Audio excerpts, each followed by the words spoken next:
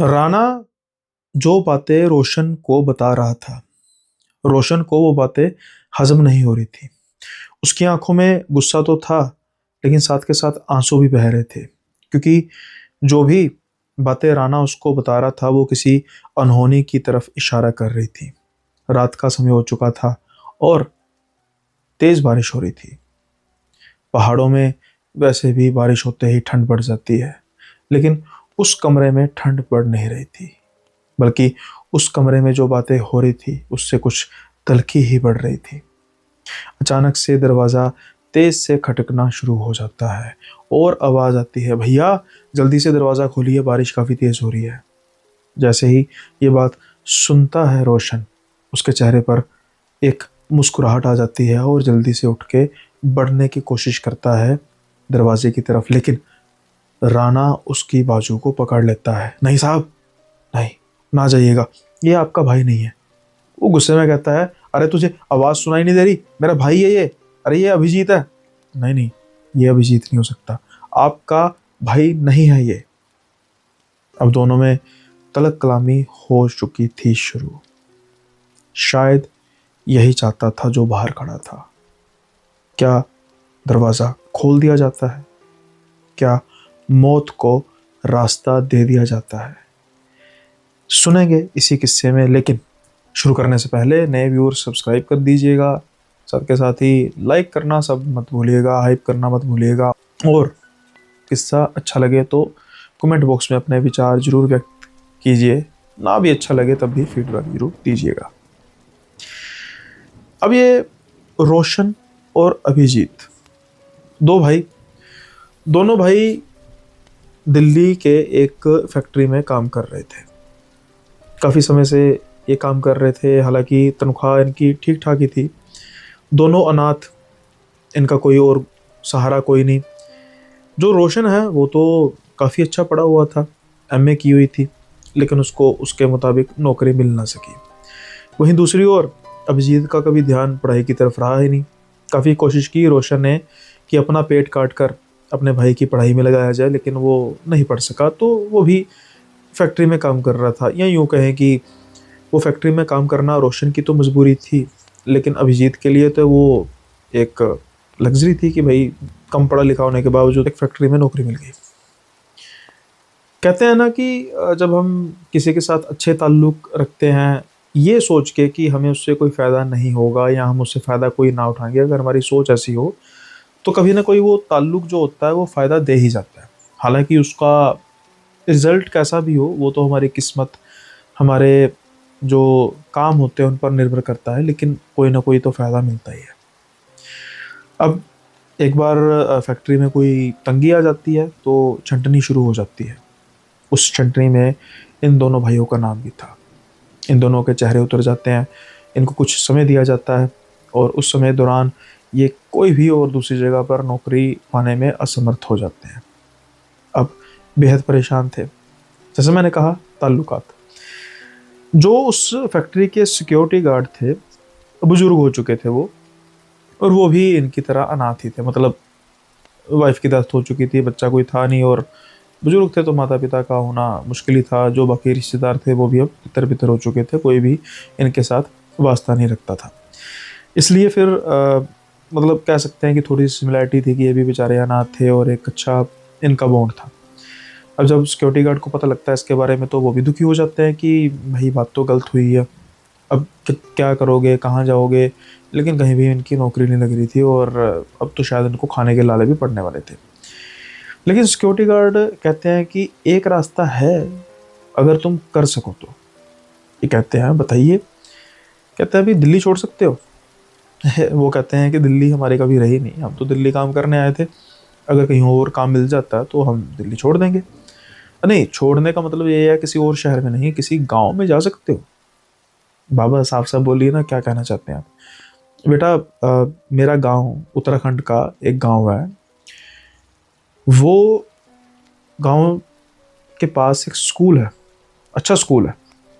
अब तनख्वाह तो इतनी नहीं होगी जितनी यहाँ पे है, कम ही होगी, लेकिन कम से कम ये है कि गांव में रहना सहना भी कम खर्चे वाला होता है, वातावरण भी अच्छा होता है, और ऊपर से तूने एमए वगैरह किया तो टीचर की नौकरी तुझे अच्छी मिल जाएगी। मेरी वहाँ पर थोड़ी बहुत ही वाकिफ़त है, मेरा गाँव है, मेरी वाकिफ़त है थोड़ी बहुत, तो मैं बात करके लगवा देता हूँ, अगर वैकेंसी है पूछूँ। तो रोशन कहते हैं कि अरे बाबा मैं तो कर लूँगा, इसका क्या, अभिजीत कहाँ करेगा। देख बेटा, अब तुम दोनों भाई वहाँ पर रहो, ठीक है। अभिजीत कोशिश करता रहे आसपास कहीं अगर उसको नौकरी मिल जाएगी, नहीं तो थोड़ी बहुत सेविंग तो की होगी ना, छोटी मोटी दुकान खोल लेना। तो रोशन कहता है कि बाबा चलो वो भी मान लिया, लेकिन अब गांव में घर भी किराए पे लेंगे, अरे उसकी कोई ज़रूरत नहीं। मैं समझा नहीं।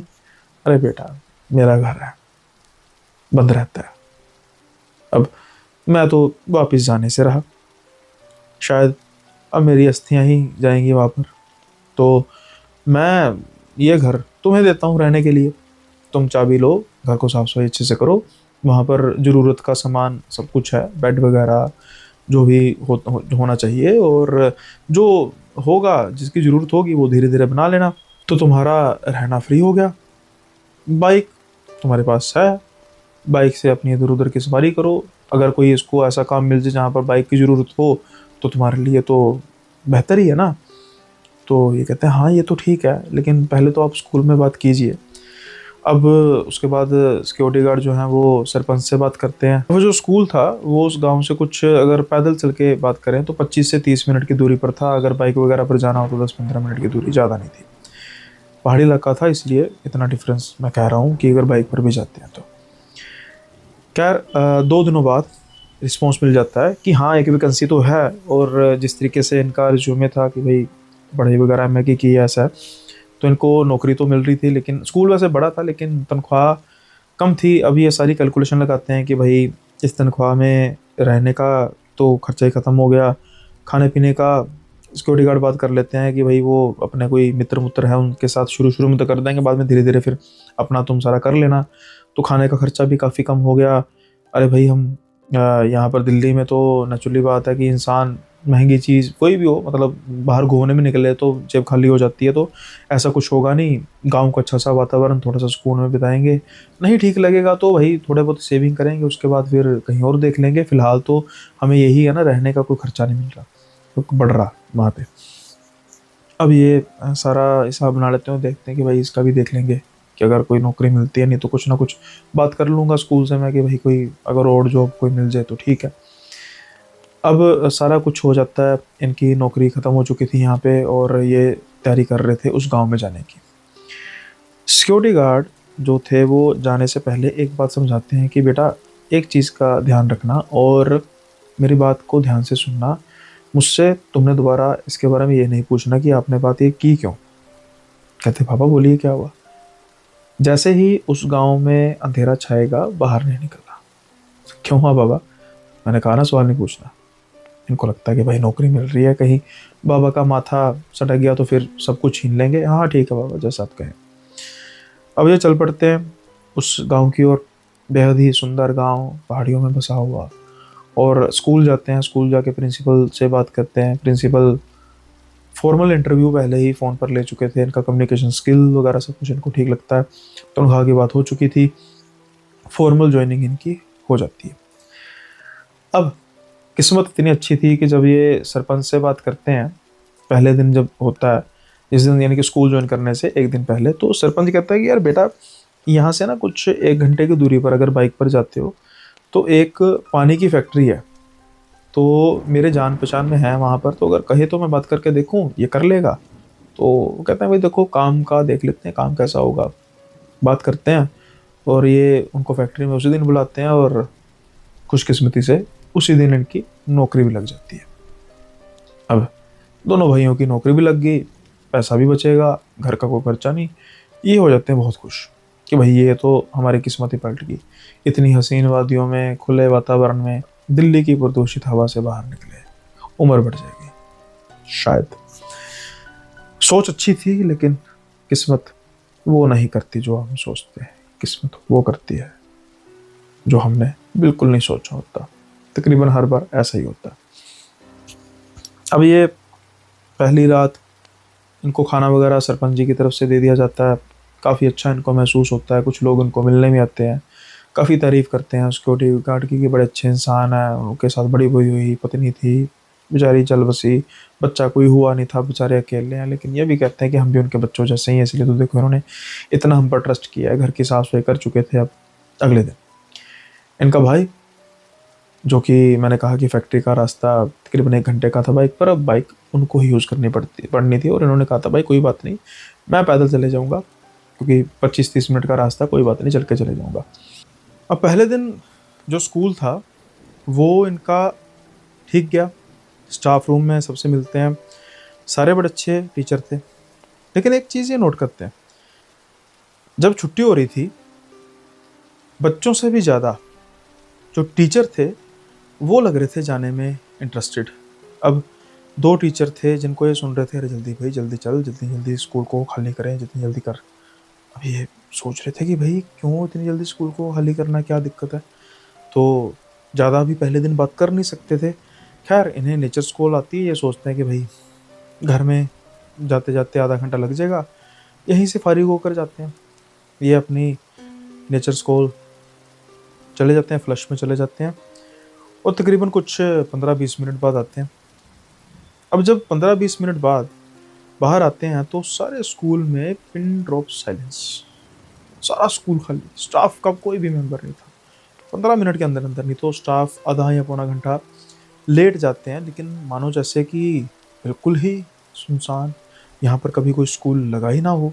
अब ये आगे बढ़ते हैं और इन्हें सिक्योरिटी गार्ड आता है, अरे सर आप, अरे जल्दी करो, मुझे तो पता नहीं था आपका आपका पहला दिन है ना। हाँ हाँ, मैं तो बंद करने लगा था स्कूल, दिक्कत हो जानी थी।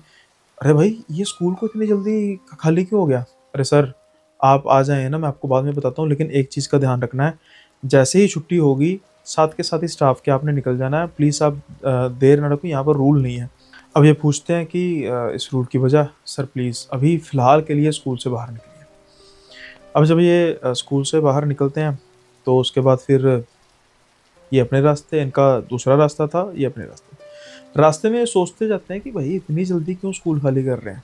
खैर अभी इनका पहला दिन था, इसलिए ये भी कोई ज़्यादा बात करते नहीं हैं। शाम के समय में इनका भाई भी आ जाता है, उसका पहला दिन काफ़ी अच्छा गया था, इनका भी अच्छा गया था, लेकिन थोड़ा-सा अजीब तो था। इसलिए ज़्यादा मतलब अपने एक्सपीरियंस को शेयर करते हैं कि भाई मेरा ठीक-ठाक ही गया था, और भाई कहता है कि नहीं मेरा तो अच्छा गया। तो नॉर्मल बातें करते हैं, रात को खाना वगैरह खाते हैं, सो जाते हैं, और अपनी जो ये रूटीन है इसको फॉलो करना शुरू कर देते हैं। अब होता क्या है कि इन तकरीबन 15-20 दिनों में इनको जो थोड़ी बहुत ही बातें पता लगती हैं वो ये हैं कि इस स्कूल में कोई ना कोई पैरानॉर्मल एक्टिविटी होती है। ऐसा जैसा छोटी-मोटी बातें जिसके बारे को लेकर अफ़वाहें फैली थी। तो इनको हो जाता है कि भई जैसे-जैसे शाम होती है ये स्कूल को ऐसे ही, यहाँ कोई भी नहीं रहना चाहिए, इवन कि सिक्योरिटी गार्ड तक नहीं। और अगले दिन आके ही बस सुबह के दिन ही स्कूल लगेगा, जितनी जल्दी हो सकेगा बच्चे छुट्टी करेंगे और चले जाएँगे। इनको बातें काफ़ी अटपटी लगती हैं, और ये सोचते हैं कि भई गाँव के लोगों की एक तरह की माइंडसेट होती है, तो शायद उसी वजह से। लेकिन स्कूल में प्रिंसिपल तक भी ये चीज़ों को मानता है। नया होने की वजह से ये ज़्यादा कर नहीं रहे थे इस चीज़ को एक्सपोज़, कि भाई क्या चीज़ है, कैसे बात करूँ। छोड़ते हैं, सोचते हैं भाई जैसे-जैसे टाइम बीतता जाएगा थोड़ा बहुत देखेंगे, इस पर बात करेंगे, डिस्कशन करेंगे प्रिंसिपल से, और उसके बाद फिर ठीक हो जाएगा। किस दिन मैं रुकूँगा, शाम तक देखूँगा क्या होता है यहाँ पे। अब ना ये सारा सिलसिला चल रहा था, और उसके बाद आती है वो रात, जो शायद इनके लिए सबसे काली रात थी। क्योंकि ये स्कूल से आ जाते हैं, इनके भाई के आने का समय कुछ 6 बजे के आसपास का होता है। अब 6 के 6:30 होते हैं, 6:30 के 7 बजते हैं, 7 के 8 बजते हैं, 9 बजते हैं, फ़ोन स्विच ऑफ आ रहा था, इनका भाई आया नहीं। अब इनको डर तो लग रहा था, लेकिन शायद कहीं न कहीं थोड़ी-सी तसल्ली ये थी कि बारिश काफ़ी तेज़ हुई थी, तूफ़ानी बारिश हो रही थी, तूफ़ानी रात थी, और उसकी वजह से शायद हो सकता है कि इनका भाई कहीं पर रास्ते में रुक गया हो। 1 घंटे का रास्ता था, और फ़ोन चार्ज ना होने की वजह से, या हो सकता है कि फ़ोन में पानी चला गया हो, फ़ोन ख़राब हो गया हो। ये 2-3 चीज़ें सोचकर शायद ये जैसे-तैसे अपने मन को समझाकर रात बिताते हैं। अब अगले दिन सुबह जब फ़ोन करने की कोशिश करते हैं, फ़ोन फिर नहीं लग रहा था। इनको लगा था कि शायद पक्का यही होगा कि इसका मतलब लग गया होगा फ़ोन ख़राब हो गया होगा और स्कूल का टाइम होता सुबह सुबह का, तो इन्हें सुबह सुबह जाना था। ये सोचते कि चलो ठीक है, अभी मैं अब स्कूल पहुँचता हूँ। अब वो स्कूल का रूल था कि स्कूल में मोबाइल फ़ोन तो बिल्कुल यूज़ किए नहीं जा सकते थे। वो जो स्टाफ रूम में जो होते हैं, लॉकर्स होते हैं, वहाँ पर रखने होते हैं। तो इनको था कि चलो भाई पीछे से यहाँ शाम को ही घर आएगा, चला गया होगा फिर फैक्ट्री वापस, घर में आके उसने क्या करना है। स्कूल अपनी तय सीमा पर खाली होता है और उसके बाद जब ये घर पहुँचते हैं, घर जाके फ़ोन करने की कोशिश करते हैं, रास्ते में भी करते हुए फ़ोन आते हैं, लेकिन फ़ोन लग नहीं रहा था। अब इनकी चिंता बढ़ चुकी थी। ख़ैर 6-7 बजे का इंतज़ार करते हैं, लेकिन जब 6-7 बज जाते हैं तो भाई इनका आता नहीं। अब इनकी चिंता दुगनी हो चुकी थी, डर भी चुके थे कि भाई कहाँ पे गया। गाँव में अंधेरा छा चुका था। जैसा कि उन सिक्योरिटी गार्ड बाबा ने भी कहा था कि अंधेरा होते ही गाँव से बाहर निकलना नहीं। इन पिछले कुछ दिनों में इनको ऐसी कोई ज़रूरत पड़ी भी नहीं थी कि ये अंधेरे के समय में गाँव से बाहर निकले, लेकिन आज ये अपने भाई की वजह से बाहर निकलते हैं और सरपंच जी का दरवाज़ा खटखटाते हैं। सरपंच जी दरवाज़ा खोल के हैरान हुए थे, "बेटा तुझे सरपंच उन्होंने बताया नहीं था सिक्योरिटी गार्ड ने? सब कुछ बताया था, 1 मिनट में अंदर आ सकता हूँ?" "हाँ, हाँ, अंदर आ जाओ।" "वो मेरा भाई कल का नहीं आया, क्या हुआ?" "कल रात को मतलब मुझे था कि शायद आंधी-तूफ़ान चल रहा है, बारिश हो रही है, उसकी वजह से कहीं रुक गया होगा, फ़ोन में पानी पड़ गया होगा, ख़राब हो गया होगा, लेकिन आज भी उसको फ़ोन कर रहा हूँ, अभी भी तक नहीं आया।" तो कहते देख बेटा अभी तो कुछ नहीं हो सकता, सुबह चल के फैक्ट्री में देखते हैं। तो कहते नहीं आपका वो फैक्ट्री में नोन है ना, तो एक बार पूछ लीजिए। तो वो फ़ोन मिलाते हैं और कहते हैं कि ऐसे-ऐसे एक जो लड़का है, जिसने अभी थोड़े दिन पहले ही फैक्ट्री पे काम करना जॉइन किया है, तो आप इसका बताएँगे कि आज वो अभी निकला क्यों नहीं फैक्ट्री से? तो वो कहते हैं कि अरे निकलेगा तो तब ना, कि जब आया होगा। आया होगा? हाँ, वो आया नहीं है। अभिजीत नाम का कहते हैं हाँ, अभिजीत की बात कर रहे हैं जो कुछ दिन पहले आपके गाँव से ही आया था। वो तो कल आया था। हाँ, हाँ, कल वो जो वही तय सीमा होती है उसी समय निकला था। तो बाद में वापस आज तो आया नहीं, सुबह से आया नहीं, हम तो खुद परेशान थे कि भाई क्यों नहीं आया? अब जब ये बात करते हैं तो इनके पैरों तले ज़मीन खिसक जाती है कि भाई फिर भाई कहाँ गया कहाँ पे? अब वो कोई ऐसा भी नहीं था कि नशे-नुशे का आदी था, पढ़ा-लिखा नहीं था लेकिन बंदा सिंसियर था, डिसिप्लिन्ड था। अब ना सरपंच जी फिर एक कदम उठाते हैं। देखो जी गाँव में नए-नए लोग आए थे, मेहमान ही थे एक तरह के। सरपंच जी अब अंधेरे की परवाह नहीं करते और वो गाँव के लोगों को इकट्ठा करना शुरू कर देते हैं कि भैया अपना एक बंदा गायब हो गया, उसको ढूँढना है। कई गाँव वाले कहते हैं कि अरे सरपंच साहब रात के समय में कहाँ? सरपंच साहब कहते हैं कि देखो जी बंदा है कल का गायब। जितना समय बीतता जाएगा उतने ही चांस कम होते जाएँगे, तुम्हें भी पता है। अगर कहीं गलती से किसी खाई में गिर-गुर गया, जंगल में पड़ा होगा, ज़िंदा होगा तो बचने के चांस होंगे। नहीं तो कोई जानवर खा जाएगा या फिर किसी ऐसे ही दब के मर जाएगा, जो ना हो तो अच्छा है। इसलिए अब गाँव वाले लोग जो टॉर्चेस वगैरह लेकर चल पड़ते हैं, ढूँढने लग पड़ते हैं और सारा जो दायरा है वो जितना हो सकता था रात के समय में छान मारते हैं। अगले दिन सुबह पुलिस को बताया जाता है, पुलिस भी चेक करना शुरू करती है और शाम होते-होते इनको बाइक नज़र आती है, जो कि इनके गाँव से कुछ 10 या 15 मिनट की दूरी पर थी, किसी छोटी-सी खाई में पड़ी थी, बिल्कुल किसी जैसे गारा होता है, गारे में दबी हुई। अब ये इस बात का इशारा था, ये अनहोनी की तरफ इशारा था कि कुछ ना कुछ तो हो चुका है अभिजीत के साथ।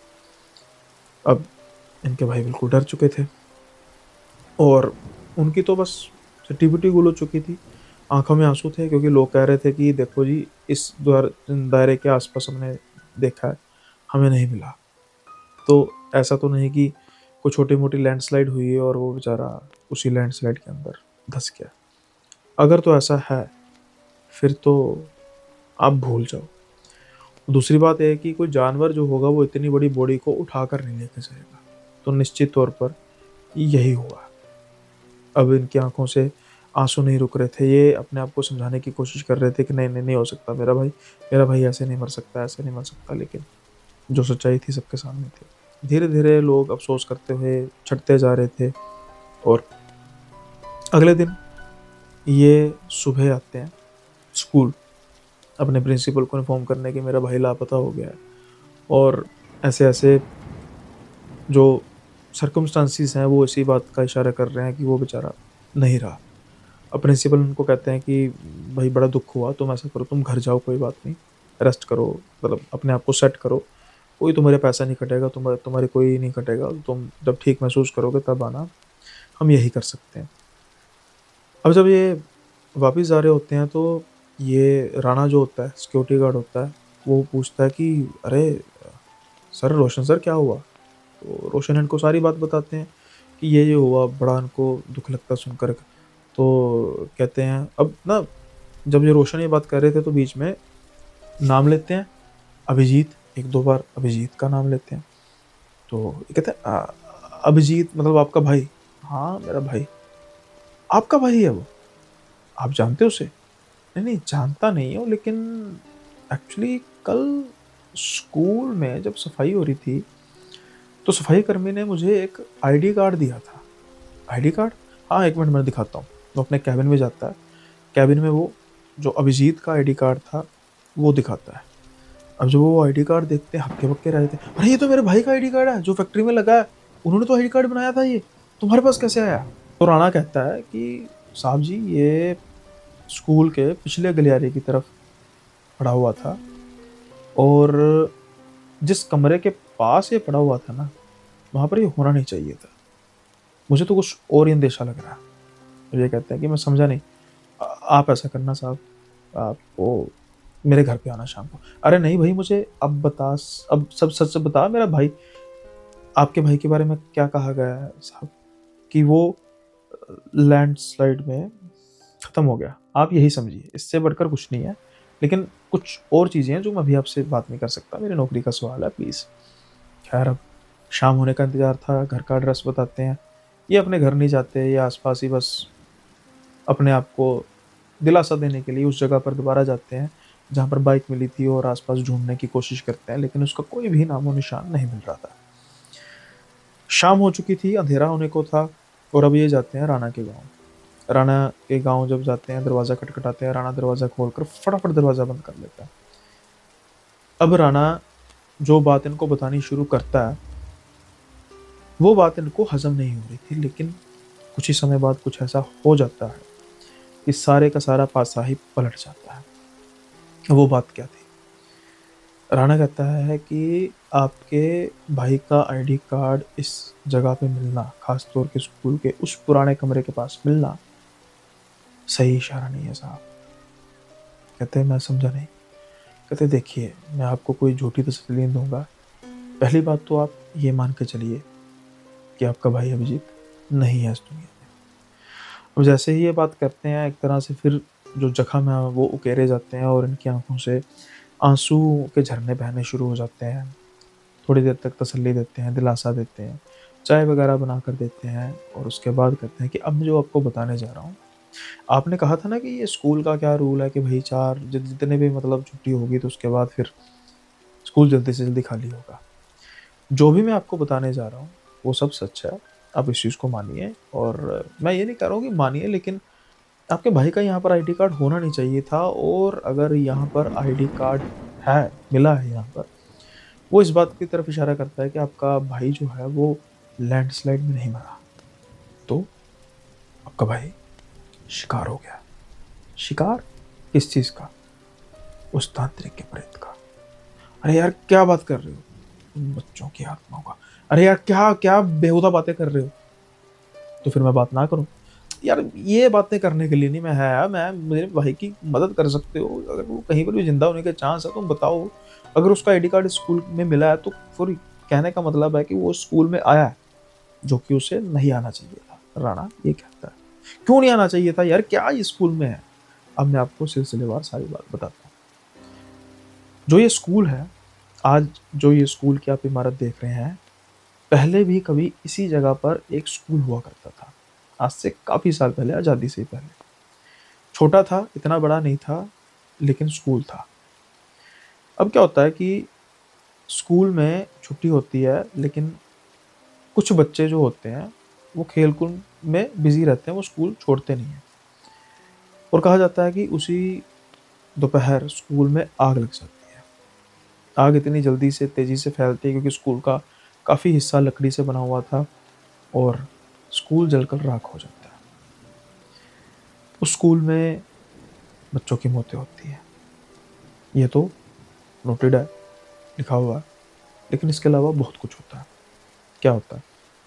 इसके अलावा ये होता है कि जो ये कमरे की मैं बात कर रहा हूँ, ये कमरा उसी पुरानी इमारत का हिस्सा है और सिर्फ यही बचा है और कुछ नहीं है स्कूल का, पुराने स्कूल का। दो धारणाएं हैं। पहली धारणा ये है कि शाम होते ही जो उन बच्चों की आत्माएं हैं वो इन स्कूल में खेलती है। आसपास के गांव में कईयों को उनकी आत्माएं नजर आई हैं और जिनको आई है उनका अंजाम अच्छा नहीं हुआ। कोई पागल हो गया है, कोई गाँव ही छोड़कर भाग गया। कैसी बेहुदा बातें हैं सर। फिर अगर आप, चलो ठीक है बोलो। दूसरा, ये जो कमरा है ना, ये कमरा तब के प्रिंसिपल का हुआ करता था, उसका रूम था ये। अच्छा, कहते हैं कि उसको काले जादू की आदत पड़ चुकी थी। दूसरे शब्दों में कहें कि वो तांत्रिक ही बन चुका था। अब कई लोगों का ये कहना है कि वो स्कूल में आग लगी नहीं थी, आग जानबूझकर लगाई गई थी, क्योंकि ऐसा प्रतीत किया जाना था कि वो बच्चे जल के मर गए, लेकिन वो बच्चे जल के नहीं मरे थे, उन बच्चों की बलि ली गई उसी प्रिंसिपल द्वारा। अच्छा, इसका कोई सबूत? मैंने कहा ना सर, बहुत पुरानी बात है। लेकिन उसी प्रिंसिपल की लाश उसी कमरे में मिली थी जब स्कूल जला था, और उसकी लाश को कुछ नहीं हुआ था, कमरे को भी कुछ नहीं हुआ था। सारा स्कूल जल गया लेकिन कमरे को कुछ नहीं हुआ। उसकी लाश कैसे मिली? लोगों का कहना है कि उसका जादू उल्टा पड़ गया। जो वो बच्चे हैं शायद उनकी आत्माओं ने उसको मार दिया, हमें नहीं पता, लेकिन जो हमने सुना है। अब कहते हैं कि उस प्रिंसिपल की आत्मा रात को यहाँ पे भटकती है, उस तांत्रिक कह सकते हैं। ये जो पुरानी इमारत, इतना कमरा है, इसको तोड़ने की भी कोशिश की गई, लेकिन कोई ना कोई दुर्घटना हो जाती है। कभी मजदूर को चोट लग जाती है, कभी कुछ हो जाता है, कभी कुछ होता है, इसको तोड़ा नहीं। और इसको बंद भी इसलिए किया गया है ताकि कोई भी यहाँ पर आ ना सके। अब आपके भाई का यहाँ पर कार्ड मिलना इस बात की गवाही है कि आपका भाई गलती से इस स्कूल के अंदर रात के समय में आ गया और शायद उस तांत्रिक के प्रेत ने या उन बच्चों के प्रेत ने उसका शिकार कर लिया। अब ये बात सुनते हैं तो हक्के बक्के रह जाते हैं कि भाई ये क्या दकियानूसी बातें कर रहे हो। सर, मैं जो कह रहा हूँ सच कह रहा हूँ। बस अभी ये दो बातें चल ही रही थी। कमरे का तापमान थोड़ा सा गर्म हो चुका था, तलखी बढ़ चुकी थी। रोशन को जो बातें बताई जा रही थी वो मानने के लिए तैयार नहीं थे। बाहर बारिश फिर से शुरू हो चुकी थी। इतने में एक दरवाज़ा खटकता है, राणा के घर का दरवाज़ा, और एक आवाज़ आती है, भैया भैया दरवाज़ा खोलिए, जल्दी से दरवाज़ा खोलिए। जैसे ही आवाज़ सुनते हैं रोशन, उनके चेहरे पर खुशी की कोई सीमा नहीं रहती। मेरा भाई आ गया मेरा भाई। जल्दी से ही उठते हैं, बढ़ने लगते हैं उस दरवाजे की तरफ, लेकिन कोई उनकी बाजू खींच लेता है। वो था राणा। अरे साहब, ये आपका भाई नहीं है, ये वही प्रेत है, ये उसका छला हुआ है, ये हमें भी नहीं छोड़ेगा। उसकी नज़र हम पर पड़ चुकी है, आप पर पड़ चुकी है, क्योंकि जब वो शिकार करता है तो जिसका शिकार करता है उसके खून के पीछे भी पड़ जाता है। आपका ही तो खून है। अब लगता है रोशन को कि क्या ये दकियानूसी बातें कर रहा है, मेरा भाई आया। अरे भाई आ रहा हूँ। वो उसका हाथ नहीं छोड़ा था, बड़े गुस्से से कहते हैं, हाथ छोड़ मेरा। राणा कहता है, मैं कह रहा हूँ आपका भाई नहीं आ रहा, मेरा भाई है। बाहर से बार बार दरवाजे के खटखटाने की आवाज आई जा रही थी, लेकिन राणा छोड़ नहीं रहा था। नौबत हाथापाई तक पहुंच जाती, लेकिन राणा कोई ऐसी बात करता है जिसको सुनकर रोशन एकदम शांत हो जाते हैं। वो कहते हैं, अगर मैं साबित कर दूं कि ये आपका भाई नहीं है। हाँ, क्या कैसे करेगा साबित, बता। आप मेरे घर पर आए हुए हैं, ये अभिजीत को कैसे पता? जैसे ही ये बात करता है राणा का माथा ठनकता है। बात तो ठीक कर रहा है। अगर अभिजीत जिंदा बचा है, मान लो वो गांव में भी पहुंचता है, सबसे पहले तो अपने गांव में पहुंचेगा। गांव में किसी को नहीं पता कि मैं यहाँ पर आया हूँ। वो आराम से बैठ जाते हैं। तो फिर सर झुकाते हुए धीरे से अभिजीत धीरे से राणा की तरफ देख के कहते हैं, फिर ये कौन है? आप देखना चाहते हैं? जो वो दरवाजे में ना बिल्कुल छोटा सा छेद बनाया हुआ था ताकि देखने के लिए, बस गलती मत करना दरवाज़ा खोलने की, सिर्फ देखना। अब ये धीरे धीरे दरवाजे की तरफ बढ़ रहे थे। आवाज़ आती जा रही थी, भैया जल्दी दरवाज़ा खोलो, मुझे ठंड लग रही है, मैं मर जाऊंगा। ये देखते हैं आँख से सामने जो इनको नजर आता है, मानो जैसे एक झटके से पीछे गिरते हैं, जैसे किसी ने सीने में गोली मार दी हो, क्योंकि सामने नजर आ रही थी मुर्दा आंखें, एक बेहद काला विकृत चेहरा, बड़े बड़े दांत, वही तांत्रिक जिसकी बात राणा कर रहा था। इनका तो दिल इनके काबू में नहीं आ रहा था। राणा जल्दी से इनको उठाकर बिठाता है और कहता है जो मर्जी हो जाए, दरवाज़ा आज नहीं खोलेंगे, ये छल करेगा। और ऐसा हुआ भी। कभी उसका भाई, कभी सरपंच, कभी कोई करके कि सरपंच अरे तेरा भाई मिल गया, अरे तेरा भाई मेरे गांव में आया, ऐसा करके सारी रात दरवाज़ा खटकता रहा और ये दोनों दुबक कर बैठे रहे। अब रोशन को दो बातों पर विश्वास हो गया था। पहली बात कि जो ये स्कूल की कहानी बना रहे हैं या बता रहे हैं, मुझे नहीं पता ये सच है कि नहीं है, लेकिन जो ये सामने मैंने देखा है वो देख के तो मैं ये कह सकता हूँ कि कुछ ना कुछ तो ऐसा है जिसकी वजह से ये स्कूल खाली हो जाता है और मेरे भाई का आईडी कार्ड उसी स्कूल में मिला, यानी कि कुछ ना कुछ तो हुआ है। दूसरी बात जो इनको दिल पर पत्थर रख कर माननी पड़नी थी कि इनका भाई अब जीवित नहीं है, और वो किसी लैंडस्लाइड का नहीं बल्कि शिकार हुआ है प्रेतों का, उस तांत्रिक का और बच्चों के प्रेतों का। अगली सुबह सब कुछ खो चुके थे, भाई तो इनका सब कुछ था, अनाथ हो चुके थे, रह रह के सिर्फ इनका भाई बचा था। ये डिसाइड करते हैं कि ये अब इस गांव में नहीं रहेंगे। ये गांव में बड़ी उम्मीदें लेकर आए थे, बड़ा कुछ ये सोच कर आए थे अपने भाई के साथ धीरे धीरे परिवार बढ़ाएंगे, और उसके बाद सब खत्म हो गया। अब कुछ नहीं बचा था इस गांव में। बड़े भारी मन से ये शहर दोबारा जाते हैं। थोड़ी बहुत जो सेविंग थी भी, गांव के लोग भी इनको थोड़े से पैसे इकट्ठा करके देते हैं कि भाई अब फैसला कर ही लिया, क्या कर सकते हैं। लेकिन किसी दूसरे शहर में जाते हैं। सरपंच जी का नंबर वगैरह तो था, कभी कभी बात होती थी, फिर बात होनी खत्म हो जाती थी। इस बात को 2 साल बीत जाते हैं और उसके बाद कुछ ऐसा होता है। आप प्लीज़ लाइक कर दीजिएगा क्योंकि इसके बाद बड़ा ज़बरदस्त ट्विस्ट आने वाला है। तो इससे पहले कि आप फिर लाइक करना भूल जाए तो जल्दी से लाइक जरूर कर दीजिएगा, हाइप भी कर दीजिएगा। सरपंच साहब का फ़ोन आता है रोशन को। उनकी आवाज़ में काफ़ी ज़्यादा निखार, काफ़ी ज़्यादा खुशी लग रही थी। अरे रोशन, क्या हाल है? हाँ जी सरपंच साहब, बस ठीक हूँ। अरे ठीक नहीं, अब तो तेरा जो होना चाहिए हाल चाल बढ़िया हो जाना चाहिए। क्या हुआ सरपंच साहब, बूझो क्या हुआ। सरपंच साहब पहेलियां मत बुझाओ।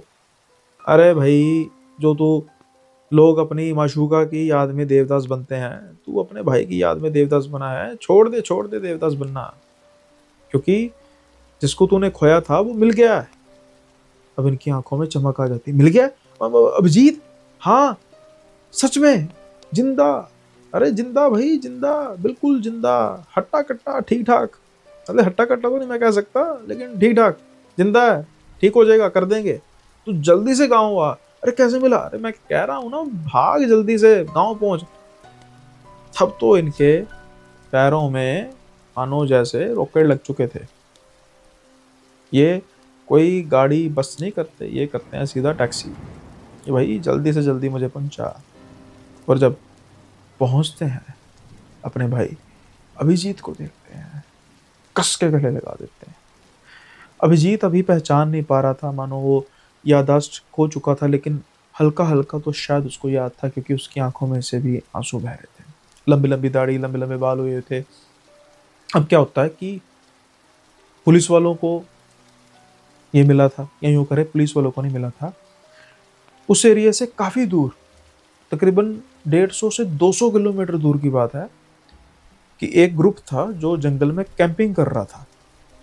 और जब ये कैंपिंग कर रहे थे और पास बहती नदी में ये पानी वगैरह इकट्ठा कर रहे थे, तो वहाँ पर इनको ये आदमी एक बैठा हुआ नज़र आया। इन्होंने नॉर्मल समझा कि ये होगा, तो इन्होंने पूछा, हाँ भाई कुछ खाने के लिए चाहिए? और वो ना बड़ी-बड़ी भागता हुआ आया। हमने उसको खाने के लिए दिया और कुछ बात का जवाब नहीं दे रहा था। तो हमें लगा कि ये बंदा मेंटली अपसेट है, तो हमने पुलिस को इन्फॉर्म कर दिया। अब नेचुरली बात है, अभिजीत की गुमशुदगी की रिपोर्ट तो थी पुलिस में, और नेचुरली बात है कि अभी डेड उसकी बॉडी मिली नहीं थी। तो अनऑफिशियली डेड डिक्लेयर किया गया था, लेकिन ऑफिशियली तो डेड डिक्लेयर नहीं किया गया था। जब इनकी फ़ोटो खींची जाती है और पुलिस थानों में भेजी जाती है, तो जो इनके गाँव के पास का थाना था वहाँ पर भी आती है, और जब ये अच्छे से मिलान करके देखते हैं, वो तो उसमें तो उसकी दाढ़ी थी लेकिन छोटी थी, इसमें बड़ी दाढ़ी हो चुकी थी काफ़ी।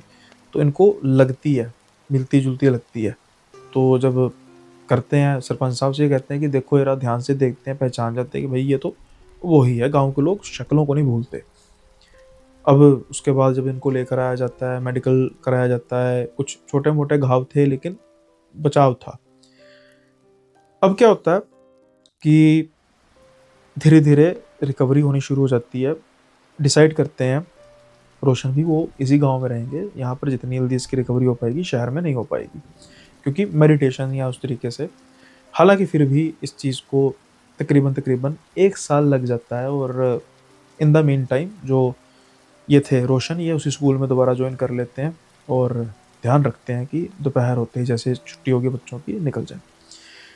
अब जब धीरे-धीरे याददाश्त आनी शुरू होती है, अब जो वो प्रोसेस है सारी, उसमें तो मैं टाइम वेस्ट नहीं करूँगा, लेकिन बिल्कुल फाइनल में आखिर उस रात हुआ क्या था, ये पता लगता है अभिजीत के द्वारा। अभिजीत अब कहते हैं कि भैया शाम के समय में बारिश शुरू हो चुकी थी, मैंने सोचा कि मैं आपको फ़ोन करके बता देता हूँ कि अगर मैं ना आया तो समझ लेना मैं कहीं रास्ते में रुक गया हूँ, और मैं यहाँ मतलब लेट आऊँगा बारिश रुकने पर। अब मैं अपने यारों दोस्तों से बातें कर रहा था, बात करते-करते मैं बाइक पर बैठा और आगे चल पड़ा। मेरे दिमाग से निकल गया कि मैंने आपको फ़ोन करना था, एकदम मुझे याद आया, मैं फ़ोन देखता हूँ, फ़ोन की बैटरी डाउन। और मुझे था कि चलो ठीक है, अब ना बारिश में मैं चल पड़ता हूँ, कोई बात नहीं, ज़्यादा से ज़्यादा बीमार हो जाऊँगा, लेकिन आप तो चिंता नहीं ना करेंगे, पहुँच जाऊँगा। होता क्या है कि बारिश बहुत तेज़ हो चुकी थी, तूफ़ानी बारिश थी, और पहुँचते-पहुँचते मैं स्कूल तक पहुँचा, जो आपका स्कूल है। अब मैं जब स्कूल के बाहर देखता हूँ, 4-5 बच्चे मुझे नज़र आते हैं। मैं उन बच्चों को देखकर हैरान हो जाता हूँ कि भाई ना कोई बंदा, ना कोई बंदे की जात, इतनी बारिश में ये बच्चे स्कूल की वर्दी में कर रहे हैं, और उनकी वर्दी बेहद पुरानी लग रही थी। तो मैंने ना उनके बच्चों की तरफ इशारा करते कहा, "अरे बच्चों, अरे! अरे कहाँ क्या क्या कर रहे हो इतनी रात को यहाँ पे? चलो मेरे साथ, तुम्हें मैं छोड़कर आता हूँ घर पे।" तो वो बच्चे ना मेरी तरफ देख के जल्दी से स्कूल की देखते ही देखते जो गेट है उसको चढ़कर, फांद कर भाग जाते हैं। मैं तो वही हैरान परेशान कि ये क्या हो गया? अब मैं कन्फ्यूज़ हो गया कि एक तो मैं घर वापस चले जाऊँ, लेकिन भई ये बच्चों का क्या है? मैंने सोचा नहीं, नहीं, नहीं ऐसा नहीं है, मैं इन बच्चों के पीछे जाता हूँ। मैं भी अपनी बाइक खड़ी करता हूँ और वो जो गेट है उसको फाँदता हूँ और अंदर चले जाता हूँ। अब मैं जब अंदर जाता हूँ ना, तो अंदर मुझे बच्चों की आवाज़ें तो ज़रूर आ रही हैं, खेलने की, खिलखिलाने की, लेकिन कोई बच्चा नज़र नहीं आ रहा। अब मुझे गुस्सा भी आ रहा है और ये भी आ रहा है कि बच्चे मेरे साथ खेल खेल रहे हैं, छुपन-छुपाई खेल रहे हैं। मैं कभी इधर भटक रहा हूँ, कभी उधर भटक रहा हूँ, और बीच में मुझे थोड़ा-सा ये भी था कि चलो यार आसरा तो मिला, स्कूल के अंदर हूँ, भीग तो नहीं रहा। तो मुझे था कि चलो मैं देखता हूँ थोड़ी देर यहीं पे, ज़्यादा टाइम रुक जाऊँगा अगर ना भी बच्चे मिले। अब ना मैं करते-करते एक पता नहीं ऐसे पुराने कमरे में गया। जैसे ही मैं उस कमरे के दरवाज़े को हाथ लगाया, क्योंकि आवाज़ें वहाँ से आ रही थी, एकदम झटका लगा और एक परछाई बाहर निकली। मैं एकदम झटक के गिरा, उसी समय शायद इनका आईडी कार्ड गिर गया होगा। अब कहते जब मैंने देखी परछाई, वो देखते-देखते बड़ी हो रही थी और मानो जैसे मुझे निगलने वाली हो। अब क्या होता है कि मैं भाग रहा हूँ, वो परछाई मुझे अपने पीछे नज़र आ रही है। जब मैं स्कूल के दरवाज़े तक पहुँचा, मेरी हिम्मत नहीं पड़ रही थी कि मैं दरवाज़े को फाँदूँ, क्योंकि मैं डर चुका था, लेकिन उसी समय मुझे ये एहसास होता है कि कुछ शक्तियाँ हैं छोटी-छोटी, जो मुझे नीचे से ऊपर की तरफ खींच के दरवाज़े के उस पार कर रही हैं। जैसे कोई ऊपर उठा के धक्का देता है, मैं जल्दी से बैठता हूँ बाइक पर और बाइक भगानी शुरू करता हूँ। एक पॉइंट पर आकर मेरी बाइक जो है वो गिर जाती है गार में, और मैं गिर जाता हूँ, और मुझे वो परछाई की चमकती हुई आँखें नज़र आ रही थी। लेकिन पता नहीं क्या होता है कि मुझे ऐसा महसूस हो रहा था किसी ने मुझे उठाया है, मेरी बाजुओं को पकड़ा है और मुझे कोई धक्के दे के आगे-आगे भागने को कह रहा है। अब मैं इस पहाड़ी में ऐसा भागता जा रहा हूँ, बिना गिरे। मतलब मुझे लग रहा है कि मैं अब गिरा हूँ, अब गिरा हूँ, अब गिरा हूँ। ऐसा लग रहा था और पता नहीं मतलब सच में मैं कोई अपनी शक्ति से नहीं भाग रहा था, जैसे कुछ 3-4 जैसी चीज़ें हैं मुझे उठाकर बस दूर लेके जा रही हैं उस परछाई से। मुझे नहीं पता मैंने कितना रात के रात सफ़र तय किया और अचानक जब मुझे छोड़ा गया तो मैं गिरता-गिरता लड़खड़ाता-खड़ाता एक इतना मुझे याद है कि शायद एक पत्थर से टकराता हूँ और जब मुझे उसके बाद होश आती है, मैं बस एक अजीब मुझे समझ नहीं है मैं कौन हूँ? धीरे-धीरे मैं कभी इधर भटकूँ, कभी उधर भटकूँ, इधर भटकूँ, इधर भटकूँ और मैं बस इन जंगलों में भटकता रहता था रात के समय में। जब भी होता था जैसे बड़े-बड़े पत्ते या फिर कोई मुझे कपड़ा वगैरह कोई मिलता उसको मैंने पक किया हुआ था अपने ठंड से बचने के लिए और अपना ऐसे ही गुज़र-बसर करता रहता था।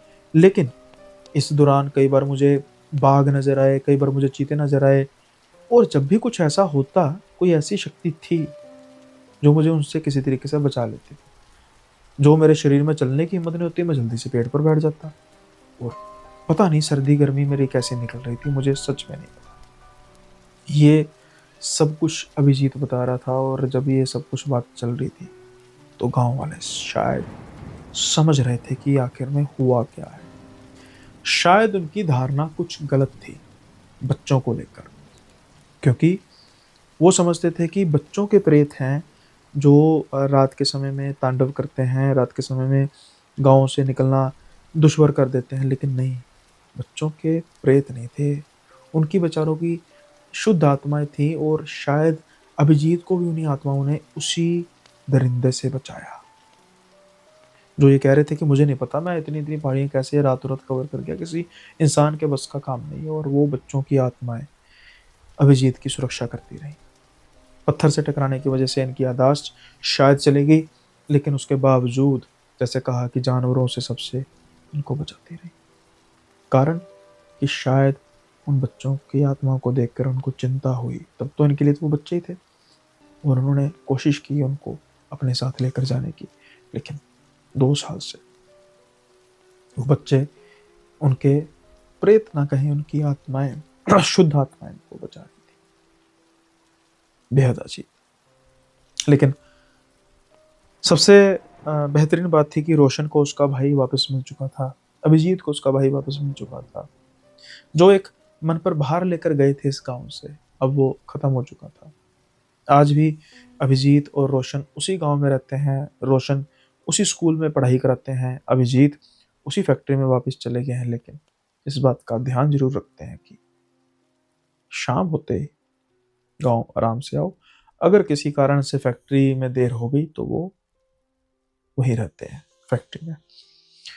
सो एक ऐसा किस्सा जिसकी जिसमें काफ़ी दर्द था एक भाई के खो जाने का, लेकिन लेकिन अंत भले का भला।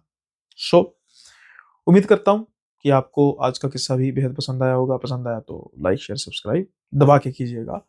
अब हम बढ़ते हैं आज के कमेंट ऑफ द डे की ओर। एक ये आज का कमेंट ऑफ द डे है सोनू मालाकर जी का और ये कह रहे हैं like and hype done bro. मेरा नाम सोनू मालाकर है। मुंबई से आपकी वीडियो देख रहा हूँ और भाई जब आपका चैनल शुरू हुआ था तब से आपकी वीडियो देख रहा हूँ। मेरे पास भी बहुत सारे किस्से हैं मेरी ज़िंदगी के जो मैं आपको सुनाना चाहूँगा और अच्छा करूँगा अगले वीडियो में। शायद मेरे नाम आए आपके चैनल पे। बहुत ग्रो करो भाई आप। गॉड से दुआ है मेरी। Love from Mumbai. इसमें इसलिए मैं कमेंट ऑफ द डे कहा कि एक तो भाई आपने कहा था मेंशन करने के लिए, दूसरा कि आपका एक क्वेश्चन था कि आप क्वेश्चन ही कह सकते हैं, आपकी थी कि आपके किस्से हैं जो आप मुझे बताना चाहते हैं, तो मैं आपके ज़रिए बाकी व्यूअर्स को ये बताना चाहता हूँ कि जो आपको ये स्क्रीन पर नंबर शो हो रहा है, इस नंबर पर और या फिर इस ईमेल आईडी पर जो शो हो रही है या फिर इंस्टा आईडी हो रही है, तीनों में से किसी पर भी आप मुझे डीएम कर सकते हैं। जो ये नंबर है, व्हाट्सएप नंबर है, यहाँ पर आप मुझे अपना किस्सा बोलकर यानी कि रिकॉर्डेड फॉर्म में या लिखकर भेज सकते हैं। साथ के साथ ही अगर आपको लगता है कि किस्सा ज़्यादा लेंथी है, मतलब मैं लिखकर या बोलकर नहीं बता पाऊँगा या बता पाऊँगी, तो एक बार आप छोटा-सा उसका मुझे डेमो दे सकते हैं। कुछ लगा जस्टिफिकेशन तो हम बात भी करेंगे फ़ोन पर। तो प्लीज़ आप इस चीज़ को तवज्जो दीजिए, अपने किस्से भी आप भेजिए। तो सोनू मालाकर जी, बहुत-बहुत धन्यवाद, आप शुरू से मेरे साथ जुड़े हुए हैं और आप जैसों की वजह से ये चैनल आगे बढ़ पा रहा है। इससे पहले आज का एपिसोड यहीं पे समाप्त करें, थोड़ी-सी कफ फिर ज़्यादा शुरू हो गई है, तो जल्दी खत्म कर देते हैं, लेकिन मेंबरशिप का ज़रूर ध्यान रखिएगा। दबाकर आप मेंबरशिप को जॉइन कीजिए। 100 का मार्क हमने पूरा करना है, 77 हो चुके हैं, 23 लेफ्ट हैं।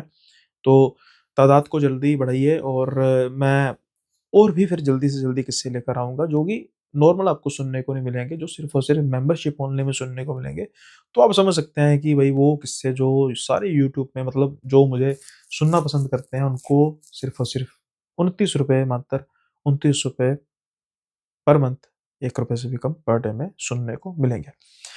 इसके अलावा अगर हम अंधकार सीरीज़ की बात करें तो ऑल्दो अ, सेकंड का जो एपिसोड है उसका वो मेट नहीं हुआ, तो फिलहाल मैं सच कहूँ कि मेरा बहुत ज़्यादा मन तो है नहीं, लेकिन कुछ मुझे डीएम्स आ रहे हैं और कुछ जो व्यूअर्स हैं वो बार-बार कह रहे हैं कि आप लेकर आओ सीरीज़।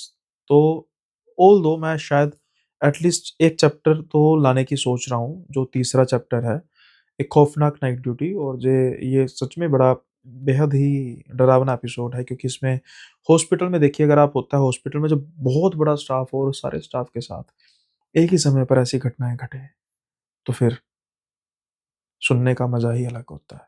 लेकिन फिर वही बात कि सुनने का मज़ा आपको आ जाता है, लेकिन मुझे सुनाने का मज़ा तब आएगा जब उसमें भी मुझे मोटिवेशन मिलेगी, और आपके लाइक, शेयर, सब्सक्राइब ही मेरी मोटिवेशन है।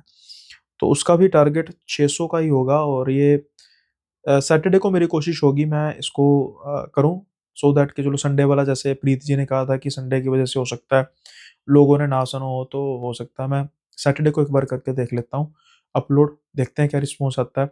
तो जो दूसरा अंधकार वाला है उसमें 600 का टारगेट था, 400 के आस-पास पहुँच चुके हैं लाइक, नॉट रियली बैड, लेकिन एक्सपेक्टेशन से तो काफ़ी ही कम है।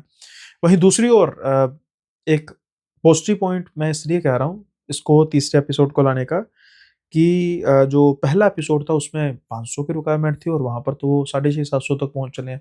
तो इक्विलिब्रियम हो गया है। तो दैट्स व्हाई मैंने सोचा कि चलो इसके एपिसोड को लॉन्च करते हैं और देखते हैं कि अगर इसमें कोई कसर रही तो फिर अंधकार सीरीज़ को 3 एपिसोड में खत्म कर देंगे, और क्या भई। जो बाकी के एपिसोड हैं, जिसमें अंधा कमरा, टनल है, या फिर और भी एक से बढ़कर एक, टाइटल से आपको पता लग जाएगा, ठीक है? तो वो सभी सोचेंगे फिर मेंबरशिप में डाल देंगे, और क्या भई, मेंबरशिप वाले एन्जॉय करें उसको। तो देखते हैं कैसे करना है। सब कुछ निर्भर है आपके प्यार पे, कि क्या प्यार आप देते हैं। ख़ैर जो आज का किस्सा है, मुझे उम्मीद है कि आपको आज का किस्सा भी पसंद आया होगा। पसंद आया तो लाइक, शेयर, सब्सक्राइब ज़रूर कीजिए, और कुछ अपडेट्स की अगर हम बात करें तो हमारी एक कम्युनिटी है, व्हाट्सएप की कम्युनिटी है, जो आपको डिस्क्रिप्शन में लिंक मिल जाएगा। जब आप उसको क्लिक करेंगे तो व्हाट्सएप की आप कम्युनिटी में जॉइन कर पाएँगे, और वहाँ पर हमारे जो व्यूअर्स हैं उनकी गुफ्तगू होती रहती है। मैं भी बीच में अपडेट्स देता रहता हूँ, तो अगर आप चाहें तो उस कम्युनिटी को भी जॉइन कर सकते हैं, और साथ के साथ हिस्सा बन सकते हैं हमारी फैमिली का। अभी छोटी है, लेकिन जो पहले लोग जॉइन करते हैं उन पर हमेशा तवज्जो तो रहती ही है। तो जल्दी से आप उसको भी जॉइन कीजिए। हाँ, एक ना मैं जाते-जाते एड्रेस करना चाहता हूँ कि अभी ना पिछले 2-3 एपिसोड रिसेंटली गए हैं, जिसमें पहले तो कुछ भाई लोग अपने कहते थे कि यार ये कॉपी स्टोरी है, वो तो खत्म हो गई तादाद। शायद उनको लगता होगा कि भई, मतलब मुझे नहीं पता, हो भी सकते हैं। मैंने कहा ना कि ओपन फॉर्म है भाई, अब कोई किसी कहानी उठा के मुझे बता देगा तो मैं ढूँढने थोड़ा बैठूँगा। लेकिन अभी 2-3 कमेंट ऐसे आए हैं कि भाई आप अपनी ही कहानी को दोबारा सुना रहे हो। ऐसा नहीं है भाई, आप कोरिलेट कर रहे हो। मैं मुझे देखो, अ, अगर आपने सारे मेरे एपिसोड सुने हैं बहुत बढ़िया बात है, लेकिन जो मैंने खुद नरेट किए, मुझे तो पता ना कि मैंने जो-सा नरेट किया है वो मैंने पहले भी किया कि नहीं। कुछ सिमिलैरिटी हो सकती हैं, लेकिन भई सारा नहीं होता, जैसे मैं आपको बताता हूँ। एक वो बात हुई थी हवेली वाली, जो मैंने रिसेंटली कहा था ना कि वो जो फ्रेंड होता है उसका, दीपक, और उसका नाम था पहले का ऋषभ और दीपक। अब वो कह रहे हैं कि भाई आपने अपनी ही स्टोरी, वो उससे पहले जो हवेली वाली कहानी थी, वो थी भाई और बहन की। उसमें जो दोस्त जाता है, वो देखता है उसकी बहन की डेथ हो जाती है और उसके भाई की भी डेथ हो जाती है। बिल्कुल ही अलग है। हवेली जो थीम थी वो सेम थी। अब ऐसा तो नहीं है ना कि हवेली की वज़ह से सारी कहानी एक जैसी हो जाएगी। दूसरी थी कहानी पुणे वाली। जिसमें एक लड़का एक चुड़ैल के साथ लिव इन में रहता है। वो अलग कहानी है और ये कहानी थी जिसमें बंदा जो है वो अपनी उसकी वाइफ के साथ डिस्प्यूट हो जाता है। वो वैसे ही मतलब खोया-खोया फिरता है और उसको एक पेड़ के नीचे उसकी वाइफ उठने पर मिलती है। उसको लगता है उसकी वाइफ है लेकिन वो होती चुड़ैल है उसके वाइफ के रूप में। कितना डिफरेंस है दोनों में। तो प्लीज़ आप इस चीज़ को ध्यान दीजिए क्योंकि बताऊँ आजकल इतना यूट्यूब हो गया है ना, एआई में इतना एक्सपर्ट हो गया है कि मतलब जैसे कोई लिख देगा ना कॉपी कहानियाँ तो फिर वो यूट्यूब क्या आ जाता है कि भाई ये पहले भी नरेट की हुई है तो सेम कंटेंट दिया जा रहा है। तो प्लीज़ इस चीज़ का ध्यान दीजिए। मेरा दिल नहीं करता ऐसे कमेंट्स को डिलीट करने का क्योंकि भाई आप चलो आपका एक फीडबैक है, आप बदतमीज़ी नहीं करते, आप एक जेन्युइन फीडबैक देते हो लेकिन आगे मुझे करना पड़ा करेगा क्योंकि जो कॉपी है ही नहीं है, ठीक है ना? मान लिया किसी और चैनल की आपने कह दी उसपे तो मैं मान सकता हूँ कि ठीक है आपने फीडबैक दिया मैं देखूँगा। लेकिन मेरे चैनल की कॉपी नहीं दोबारा हो सकती कोई। मेरे 350 या 400 से ज़्यादा स्टोरीज़ के आ चुके हैं, मतलब 300 से ज़्यादा एपिसोड है, कुछ एपिसोड्स का मैंने उसमें काउंटिंग में नाम नहीं दिया। तो एक भी ऐसी स्टोरी आपको नहीं मिलेगी, जो मैंने पहले किसी और अपने एपिसोड में बोली हो। इतनी फ़िलहाल अभी मेरी याददाश्त है और परमात्मा करे रहे भी। तो प्लीज़ इस चीज़ पर भी तवज्जो दीजिए। जब भी आप स्टोरी को सुनते हैं अच्छे से कोरिलेट कीजिए कि नहीं, नहीं यार वो स्टोरी में ऐसा था। अब हवेली का मतलब ये नहीं ना कि सभी एक जैसी होंगी, दोस्तों का मतलब ये नहीं कि सारे एक जैसे मिलते-जुलते होंगे। तो प्लीज़ इस चीज़ का ध्यान दीजिएगा और लिखने से पहले एक बार प्लीज़ थोड़ा-सा रिसर्च कीजिए। So that was from my and for today. तो जल्दी मिलेंगे अगले एपिसोड में नए किस्सों के साथ, तब तक के लिए बाय-बाय, अपना ख्याल रखिए।